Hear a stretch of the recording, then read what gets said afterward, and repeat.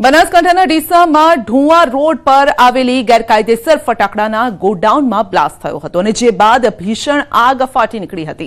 21 મજૂરના મોતથી હાહાકાર મચી ગયો છે, જ્યારે કે 5 લોકો ઈજાગ્રસ્ત થતા સારવાર હેઠળ ખસેડાયા છે, જેમાંથી 19 મૃતદેહોની ઓળખ વિધિ થઈ ગઈ છે, જ્યારે કે 2 લોકોના ડીએનએ ટેસ્ટ લેવાશે। 21 મૃતકોમાં 20 મધ્યપ્રદેશના અને 1 વ્યક્તિ ભાભરનો રહેવાસી હતો। दुर्घटनाने लईने तमाम पोलीस काफलो और मंत्री घटना स्थळे दौड़ी आव्या हता। तो पोलीसे फैक्टरी मालिक पिता खूबचंद मोहनाणी और पुत्र दीपक मोहनाणीनी पोलीसे साबरकांठाथी अटकायत करी छे। आ केसमां तपास माटे 5 सभ्योनी एसआईटीनी टीम बनाववामां आवी छे। मृतक मजूरो मध्यप्रदेशना दिवांग जिल्लाना हड़िया अने सिंगलपुर गामना होवानुं सामे आव्युं छे। महत्वनुं छे के 2021 में फटाकडाना गोडाउननुं लायसन्स अपायुं हतुं। 31 डिसेम्बर 2024 में लायसन्स एक्सपायर थई गयुं हतुं, जे रिन्यू माटे आपता पोलीस अने मामलतदारनी टीम स्थळ पर गई हती अने तपास करी हती।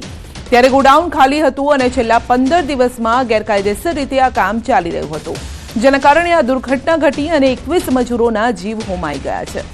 राज्य सरकार अने केन्द्र सरकारे सहायनी जाहेरात करी छे। हाल समग्र मामले पोलीस तपास करी रही छे।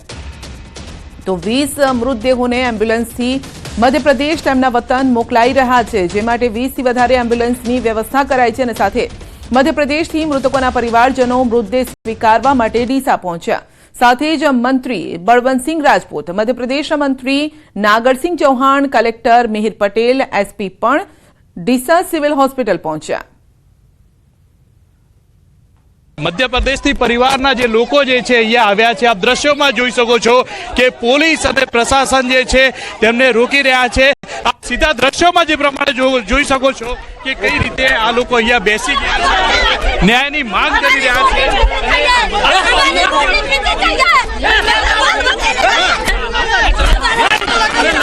લઈ જઈએ ચલો हमारी वोट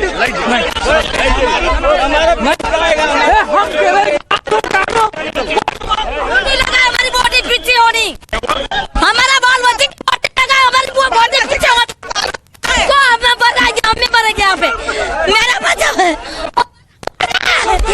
मेरा बच्चा है, हमारा बच्चा है। चलो कोई भी नहीं बचा सर, कोई भी नहीं बचा हमारे और घर पे भी कोई भी नहीं है। चलो आपका नाम क्या पास है? शांति भाई सिंगलपुर से है। कितने लोग हैं आपके यहाँ पे? हमारी 6 लोग और ये घर है 4। ये फटका बनाना है तो हमारी बॉडी गई है, हमारी बॉडी चाहिए। आपको डेड बॉडी दे दी गई? नहीं है, मेरी बॉडी चाहिए यहाँ पे, मेरा बाल बच्चा की बॉडी।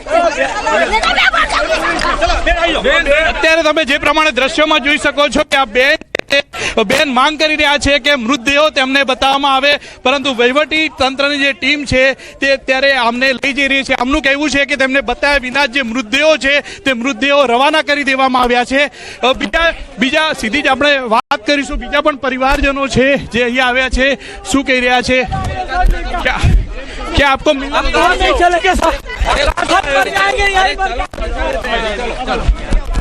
અત્યારે જોઈ શકો છો કે પોલીસ જે છે તે જે પરિવારજનો છે તેમને લઈ જઈ રહી છે અને અત્યારે મીડિયાને પણ અટકાવવામાં આવી રહ્યું છે। મહત્વની વાત તો એ છે કે જ્યારે પરિવારજનો જે અહીંયા આવ્યા, પરિવારજનોનો આક્ષેપ એવો છે કે એમને મૃતદેહો બતાવવામાં ના આવ્યા અને મૃતદેહો જે છે તે સીધા જ રવાના કરી દેવા, તેઓ જે પરિવાર આવ્યો છે તેઓ આક્ષેપ કરી રહ્યા છે।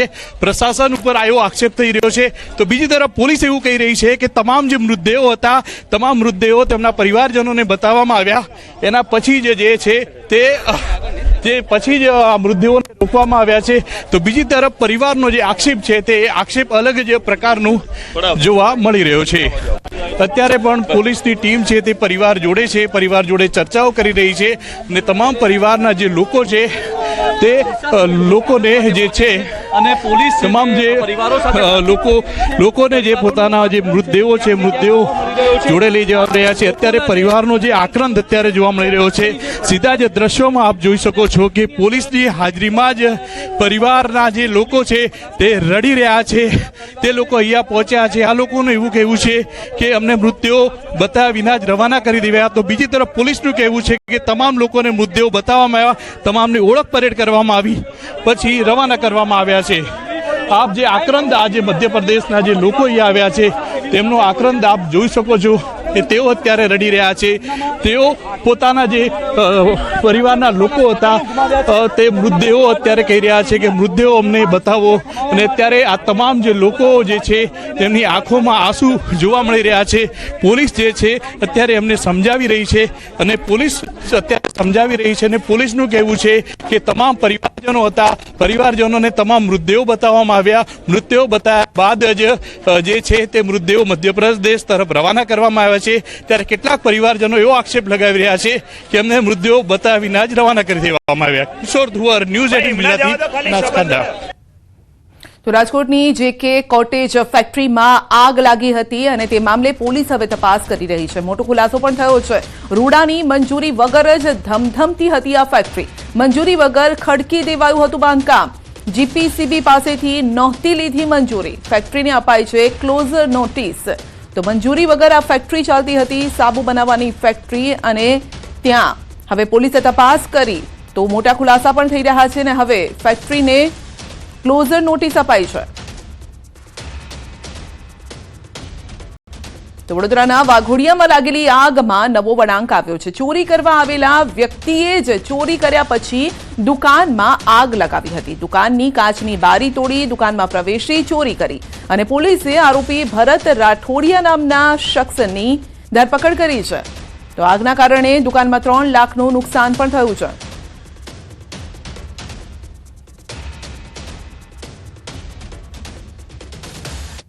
અસામાજિક તત્વો સામે પોલીસનો 100 કલાકનો એક્શન પ્લાન પૂર્ણ થયો છે, પરંતુ કેટલાક અસામાજિક તત્વો સુધારવાનું નામ જ નથી લઈ રહ્યા। સુરતના ગોડાદરામાં હાથમાં 2 રેમ્બો ચપ્પુ લઈ અને જાહેરમાં દાદાગીરી કરતા એક અસામાજિક તત્વનો વિડીયો વાયરલ થયો છે। તો રાજા નામનો આ બુટલેગર જાહેરમાં છરી લઈને એક વ્યક્તિને ધમકી આપતો દેખાઈ રહ્યો છે। મળતી માહિતી મુજબ આ શખ્સ રાધે રેસિડેન્સી પાસે દારૂનો ધંધો કરે છે।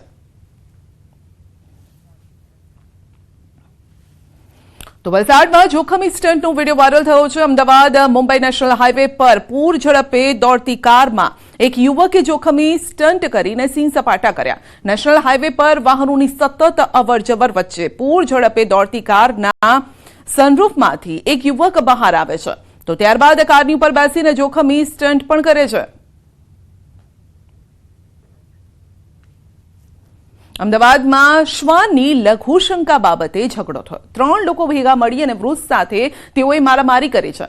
અમદાવાદના કૃષ્ણનગર વિસ્તારની આ ઘટના છે અને પોલીસે ફરિયાદ નોંધીને તપાસ પણ હાથ ધરી છે। તો દ્રશ્યોમાં પણ જોવા મળી રહ્યું છે કે વૃદ્ધને 2 થી 3 લોકો માર મારી રહ્યા છે અને મામલો હતો શ્વાનની લઘુશંકાને લઈને અને તે મામલે એક વૃદ્ધને માર મારવામાં આવ્યો છે, જેનો વિડીયો પણ સામે આવ્યો। ગાળાગાળી કરવા માંડ્યો અને એકદમ મુશ્કેલ આવી ગયો। મને 4-5 લાકડી એને મારી દીધી અને એકદમ વિભત્સમાં બોલવા માંડ્યો અને અહીંથી તમને ભગાડી મૂકીશ ને કોઈને રહેવા નહીં દેવું ને આવું બધું બોલવા માંડ્યો। સુરતના સચિનમાં એટીએમ તોડવાનો પ્રયાસ થયો છે। સચિન GIDCમાં વિશાલનગર નજીકની આ ઘટના છે। એટીએમ તોડવાની ઘટના CCTVમાં કેદ થઈ છે। પોલીસે CCTVના આધારે તપાસ પણ શરૂ કરી છે।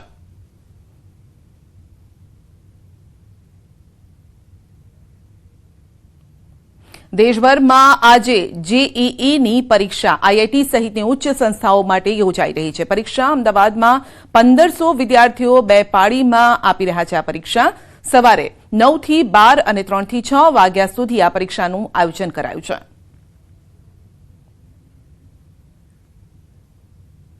તો હવે ડ્રોન કરશે મચ્છરોનો સફાયો. સુરતમાં તંત્રએ શોધી કાઢ્યો છે તોડ. મચ્છર ભગાડવા માટે ડ્રોનથી દવાનો છંટકાવ. સુરત મહાનગરપાલિકા દ્વારા અનોખી કામગીરી કરવામાં આવી છે. સુરતના ભેસ્તાન વિસ્તારમાં મચ્છરોના ઉપદ્રવના પગલે સુરત મહાનગરપાલિકા દ્વારા ડ્રોન દ્વારા સર્વેલન્સની કામગીરી હાથ ધરવામાં આવી. જ્યાં મચ્છરોના ઉપદ્રવને દૂર કરવા પાલિકા હવે ડ્રોનની મદદથી દવાનો છંટકાવ કરશે, જે કામગીરી ચોમાસા દરમિયાન પણ કરવામાં આવશે. સફાઈ કર્મચારીઓ જ્યાં જ્યાં આવા સ્થળોએ પહોંચી ન શકે તેવા સ્થળો પર ડ્રોન દ્વારા નિરીક્ષણ કરીને દવાનો છંટકાવ કરાઈ રહ્યો છે. તો સુરત મેયર દક્ષેશ માવાણીએ જણાવ્યું છે. તો શહેરના જહાંગીરપુરા સહિત ભેસ્તાન વિસ્તારમાં છેલ્લા ઘણા દિવસોથી મચ્છરોનો ઉપદ્રવ વધ્યો છે અને જેના કારણે લોકોને પણ મુશ્કેલી નડી રહી છે. સ્થાનિક પ્રજા તોબા પોકારી ઉઠી છે અને વારંવાર સ્થાનિક લોકો દ્વારા આ મામલે પાલિકાને લેખિતમાં અને ઓનલાઈન દ્વારા ફરિયાદ કરવામાં આવી છે. ફરિયાદના પગલે સુરત મેયર સહિત પાલિકાની ટીમ અને અન્ય પદાધિકારીઓ સ્થળ પર મુલાકાત કરી અને ત્યારબાદ તેઓ આ રીતે અંતરિયાળ વિસ્તારોમાં ડ્રોનથી દવાનો છંટકાવ કરી રહ્યા છે, જેથી મચ્છરોનો સફાયો થઈ શકે. આ વિસ્તારમાં ખૂબ જ મચ્છરની ફરિયાદ હતી, એટલે સુરત મહાનગરપાલિકાએ એક નવું ઇનિશિયેટિવ કર્યું છે કે ડ્રોન દ્વારા દવાનો છંટકાવ, જ્યાં સફાઈ કર્મી ભાઈઓ પહોંચી શકતા નથી એવી જગ્યાએ જઈને ડ્રોન દ્વારા સર્વેલન્સ કરાવીશું અને ત્યાં દવા છંટકાવીશું. આ ડ્રોનનો ઉદ્યોગ મહત્તમ આવનાર સમયમાં મહાનગરપાલિકા કરવા જઈ રહી છે. મોન્સૂનના સમયમાં પણ જ્યાં જ્યાં પાણી ભરાણા હશે, અગાસીમાં પાણી ભરાણ હશે, તે એરિયાનું સર્વેલન્સ કરાવીશું. અમદાવાદના કેકે જ્વેલર્સે કર્મચારીઓને ગાડી, ટુ વ્હીલર અને મોંઘા દાટ ફોન સહિતની ભેટ આપી છે. કંપનીનું ટર્નઓવર 200 કરોડ પર પહોંચતા કંપનીના માલિકે કર્મચારીઓને ભેટ આપી છે અને જેમાં શરૂઆતથી જ કંપનીનો સાથ આપનારા કર્મચારીઓને કાર આપવામાં આવી છે. એટલું જ નહીં, કારનો આખા વર્ષનો ઇન્સ્યોરન્સ, સર્વિસ ચાર્જ અને દર મહિને પેટ્રોલ ડીઝલ પુરાવવા માટે વધારાના 10,000નું ઇન્સેન્ટિવ પણ આપવાની જાહેરાત કરાઈ છે. જ્યારે કે અન્ય 16 કર્મચારીઓને ટુ વ્હીલર અને 7 કર્મચારીઓને ફોન ભેટમાં અપાયા છે. કર્મચારીઓને પોતાની મહેનતનું બોનસ મળતા તેઓ ભાવુક થયા હતા. પરિવારની જેમ સાચવતા કંપની માલિકની જાહેરાત સાંભળી અને કર્મચારીઓની આંખમાં આંસુ આવી ગયા. તો આ અંગે કેકે જ્વેલર્સના સ્થાપક કૈલાશ કાબરાએ જણાવ્યું છે કે કંપનીની પ્રગતિમાં ફાળો આપનારા કર્મચારીઓને ખુશ કરવા એ તેમની પ્રાથમિકતા છે. કેકે જ્વેલર્સના સ્થાપકનું આ કાર્ય સમાજમાં પ્રેરણારૂપ દાખલો બેસાડનારું છે. સૌ કોઈ કર્મચારીઓને ભેટની વાત સાંભળીને ખૂબ જ પ્રશંસા પણ કરી રહ્યા છે. એપ્રોક્સિમેટલી અરાઉન્ડ 2 કરોડનો ખર્ચો થયો છે, પણ અમે જે આપી રહ્યા છીએ એનો નિમિત્ત અમારા સ્ટાફ મેમ્બર્સ, અમારી ટીમ છે, જેના કારણે અમે અત્યારે આટલા માઇલસ્ટોન પર પહોંચ્યા છે. જે અમારું 200 કરોડનું જે ટર્નઓવર થયું છે એ અમે અત્યારે પહોંચ્યા છીએ, અમારા ટીમ મેમ્બર્સના નિમિત્તે જ પહોંચ્યા છીએ અને એના કારણે અમે લોકો આ 2 કરોડની ગાડીઓ અમે લોકો એ લોકોને ગિફ્ટ આપીએ છીએ.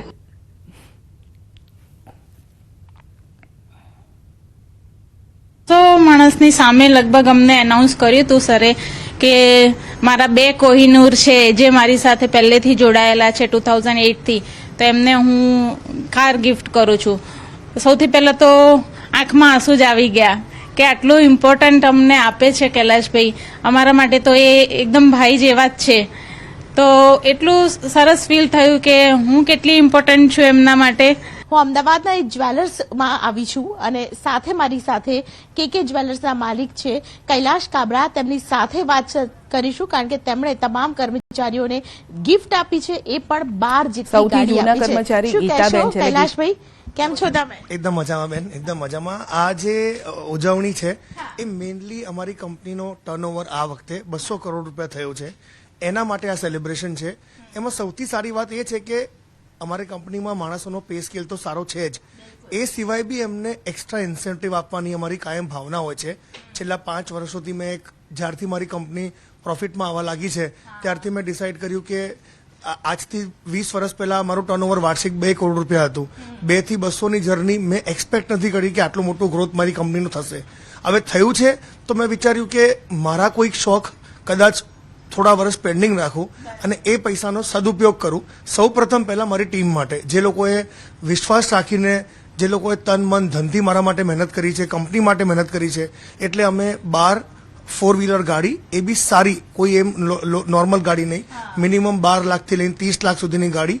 એમાં સૌથી સારી વાત એ છે કે આ ગાડીનો સંપૂર્ણ ખર્ચ, જેમ કે એનો વાર્ષિક ઇન્સ્યોરન્સ, એની સર્વિસનો ખર્ચો તથા મહિને 10,000 રૂપિયા દર એમ્પ્લોયીને એનું પેટ્રોલ એલાઉન્સ, કારણ કે આજે ગાડી આપવી સહેલી છે પણ ગાડી આપ્યા પછી એ માણસ જો ઘરે પેક રાખે તો એનો મતલબ નથી. તો 10,000 રૂપિયા મેં દર મહિને એક એવો ઇન્સેન્ટિવ આપ્યું છે જેથી એનાથી એ ડીઝલ, પેટ્રોલ કે ગેસ જે ગાડી છે એ ભરાઈ શકે. અને દર રવિવારે ખાસ અમારો શોરૂમ રવિવારે હું બંધ રાખું છું. અમારા બજારમાં ઘણા લોકો રવિવાર શોરૂમ ચાલુ રાખે છે કારણ કે ગ્રાહકને થોડી કન્વિનિયન્સ વધે, પણ મેં ડિસાઇડ કર્યું કે મને ભગવાનની દયાથી સોમથી શનિમાં જોઈએ એટલું કામ મળી જાય છે, તો રવિવારે મને આરામ કરવો છે તથા મારા જે કર્મચારી છે એમને બી આરામ મળવો જોઈએ. તો આ ગાડી એમના માટે છે.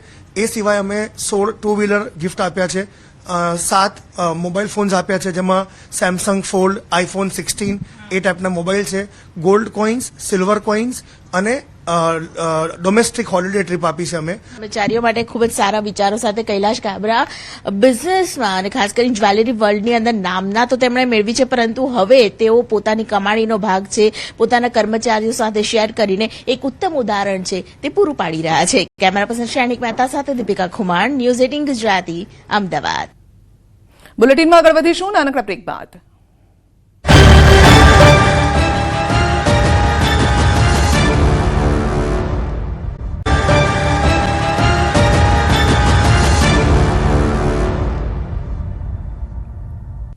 ઉનાળો આવતા જ લીલા ઘાસની ડિમાન્ડ વધી ગઈ છે અને ત્યારે આજે આપને બતાવીએ લીલા ઘાસની નગરી. ધોળકા તાલુકાનું બદરખા ગામ લીલા ઘાસની નગરી તરીકે ઓળખાય છે. ગામમાં 100થી વધુ ખેડૂતો લીલા ઘાસની ખેતી કરે છે અને સારી આવક મેળવે છે. બદરખામાં થતા ઘાસચારાનું રાજસ્થાન, મહારાષ્ટ્ર જેવા રાજ્યોમાં સપ્લાય પણ થાય છે. અહીં ખેડૂતો મકાઈ, જુવાર, લીલા ઘાસની ખેતી કરે છે. ખેડૂતો પ્રતિ વીઘે 3 થી 5 હજાર ખર્ચ સામે 30 થી 50 હજારની આવક મેળવે છે.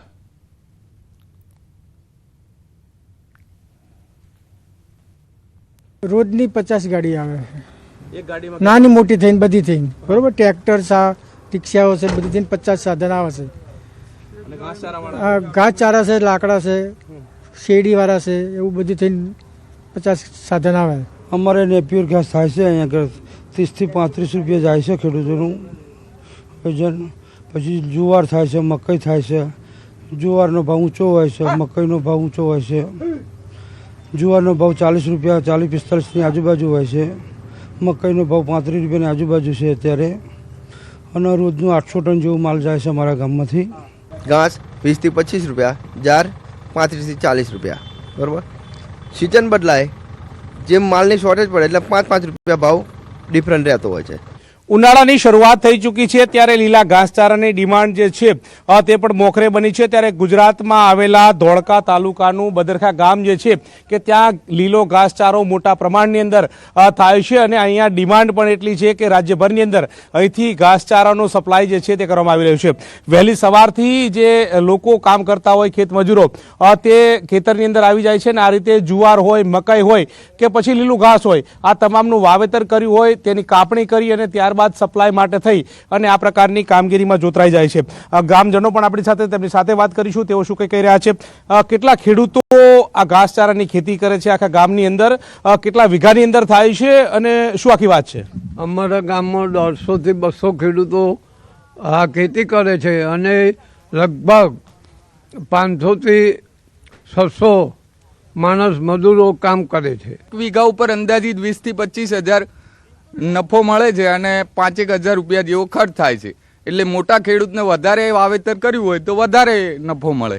એટલે અહીંયા જે વેપારીઓ છે તે 70 થી 100ની વચ્ચે વેપારીઓ છે લીલા ઘાસચારાના. અહીંયાથી ઘાસચારો અમારે રાજસ્થાન, કચ્છ, સૌરાષ્ટ્ર, કાઠિયાવાડ બધી જગ્યાએ બદરખા મેન સેન્ટર છે, અહીંયાથી જ પૂરો થાય છે. હવે જો મજૂર વર્ગ ગણીએ તો અમારા ગામના લોકલ માણસો તેમજ આજુબાજુના ગામ જેવા કે ચલોડા, કાવીઠાના મજૂરો અને રાજસ્થાન અને દાહોદ, ગોધરાના પણ મજૂરો અહીંયા કામ કરે છે. તો અન્ય રાજ્યોની અંદર પણ લીલા ઘાસચારા જે છે તેની સપ્લાય જે છે તે અહીંથી કરવામાં આવતી હોય છે. મહત્વનું એ છે કે ગામના 100 થી વધારે ખેડૂતો જે છે તે ઘાસની ખેતી કરે છે અને ઘાસની ખેતીથી આત્મનિર્ભર બન્યા છે. નિલેશ સાથે ગૌતમ શ્રીમાળી, ન્યૂઝ 18 ગુજરાતી, બદરખા, ધોળકા. સુરતના વેસુ વિસ્તારની એસડી જૈન શાળાની બાળકી વિશ્વ સ્તરે ઝળકી છે. ધોરણ 1માં અભ્યાસ કરતી લક્ષ્મી પ્રજ્ઞિકા વાંકા નામની 7 વર્ષીય બાળકે યુરોપના ચેસ ટુર્નામેન્ટમાં ભાગ લીધો છે અને જેમાં તેણે ગોલ્ડ મેડલ મેળવી સમગ્ર દેશનું નામ રોશન કર્યું. લક્ષ્મી યજ્ઞિકા વાંકાએ અત્યાર સુધીમાં 3 વખત સ્ટેટ ચેમ્પિયનશિપનો ખિતાબ પણ મેળવ્યો છે. તો બહેન વરેણિયામાંથી પ્રેરણા મેળવીને લક્ષ્મી પ્રજ્ઞિકાએ ચેસ રમવાનું શરૂ કર્યું અને કોચ રોહન ઝુલકાનું માર્ગદર્શન અને માતા પ્રવીણાબેન, પિતા રામનાથ વાંકાની મહેનતથી બાળકી આ સિદ્ધિ હાંસલ કરી છે. તો યુરોપથી પરત ફરેલી લક્ષ્મી પ્રજ્ઞિકા વાંકાનું સમાજ અને શાળાએ મીઠાઈ વડે મોઢું મીઠું કરાવી અને સન્માન કર્યું. શાળાના આચાર્ય સહિત સૌ કોઈ બાળકીની સિદ્ધિને લઈને ગૌરવની લાગણી અનુભવી રહ્યા છે. पहले से चेस खेल रहे थे, उनको देख के छोटी को भी इंटरेस्ट आ गई, तो वरेण्या को देख के वो प्राज्ञिका अभी खेलना स्टार्ट कर दिया. तभी रिसेंटली हम गए थे वर्ल्ड चेस स्कूल में. ये एक ही लड़की है जो इंडिया के लिए गोल्ड मिला, बाकी इसके अलावा 2 और इंडिया को सिल्वर मेडल मिला, लेकिन गोल्ड एक ही मिला. वो प्राज्ञिका ने अंडर 7 कैटेगरी गर्ल्स में जीत लिया. 6 साल की उम्र में ये अचीवमेंट बहुत ज़्यादा, हम लोग उससे बहुत सुपर प्राउड है. हमको पता था उसमें कैलिबर है, उसका जो एटीट्यूड है चेस के लिए बहुत फियरलेस है, जो सबसे इम्पोर्टेंट रोल प्ले करता है कि गेम को कैसे खेला जाए. तो उसने काफ़ी बढ़िया खेला वहाँ पे. ये कहते हुए मुझे बहुत हौसला की भावना हो रही है दिल से. ये लड़की कोई भी टूर्नामेंट में गई है, जैसे लोकल में गई है, नेशनल में गई, कहीं पे भी जाके खेली है, जैसे प्राइवेट है, गवर्नमेंट टूर्नामेंट में, वो फर्स्ट और सेकंड प्राइज लेके ही आएगा. ये इस बच्ची के पेरेंट्स और बच्ची ने आज तक कभी सोशल मीडिया देखा भी नहीं है. जिसका उतना टाइम मिलता है पढ़ाई के अलावा, तो ये लड़की सिर्फ और सिर्फ चेस की प्रैक्टिस में ही अपना ज़्यादा टाइम डिवोट करती है. બહુચરાજીના સામાજિક આગેવાને અનોખી રીતે ઉજવ્યો છે જન્મદિવસ. બહુચરાજી એપીએમસીના ડિરેક્ટર કિરીટભાઈ પટેલે ગરીબો સાથે કરી જન્મદિવસની ઉજવણી. બહુચરાજી મંદિરમાં સાફ સફાઈ કરતા કર્મચારીઓનું સન્માન કર્યું અને તમામ સફાઈ કર્મીઓનો આકસ્મિક વીમો લેવામાં આવ્યો છે, જેનું પ્રીમિયમ દર વર્ષે કિરીટભાઈ દ્વારા ભરવામાં આવશે અને સાથે તેમણે અબોલ પશુ પક્ષીઓ માટે પણ સેવાકીય કાર્યો કર્યા છે.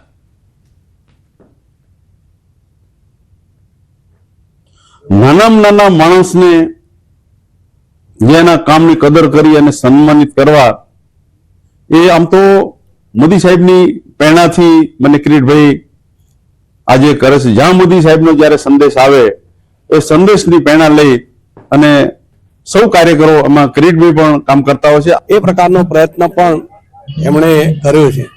જ્યારે એમણે મને કહ્યું કે અમે સફાઈ કર્મીઓનું ને બધાનું સન્માન કરવાના છે, ત્યારે મેં એમણે એક વિનંતી પણ કરી હતી કે માનનીય પ્રધાનમંત્રી શ્રીના દ્વારા જે 2 વીમા આપણે છે એ વીમા પણ એમની માટે ઉતારવાનું કામ થાય, તો એ કામ પણ એમણે કરવાની ખાતરી આપી છે. એટલે એ પણ ચોક્કસ એ કામ કરશે. કર્મચારીઓનું જે સફાઈ બહુચરાજીને સ્વચ્છ રાખે છે, મારા કર્મચારીઓ કે જેના માટે અમે ખરેખર દિલની લાગણીથી એમના વિવધ કમાથી એમનો અકસ્માત કે ક્યારે બી કોઈ પ્રશ્ન થાય તો એનું કવર થઈ જાય એટલા માટે એમના વીમા કવચ માટેનું અમે આયોજન કર્યું છે. સાથે સાથે એમના ભોજન પીરસીને ભોજનનો આનંદ, એમને કપડાનું વિતરણ, એમની સાથે સાથે ભૂદેવો સાથે મંત્રોચ્ચાર સાથે આજે મારો જન્મદિવસ ઉજવ્યો છે. સાબરકાંઠામાં શ્વાન સાથે ક્રૂરતાનો વિડીયો વાયરલ થયો છે. સ્કૂટર પાછળ શ્વાનને બાંધીને ઢસડ્યું હતું. હિંમતનગર ઈડર સ્ટેટ હાઈવેનો આ ચોંકાવનારો વિડીયો છે. શ્વાનને ઢસડતા હોવાના સીસીટીવી સામે આવ્યા. જીવદયા પ્રેમીએ કૂતરાને હેલ્પલાઇન પર કોલ કરી અને સારવાર અપાવી બી ડિવિઝન ખાતે નોંધાવી છે ફરિયાદ. પશુ ક્રૂરતા સામે કડક કાર્યવાહી કરવાની પણ માંગ કરી છે.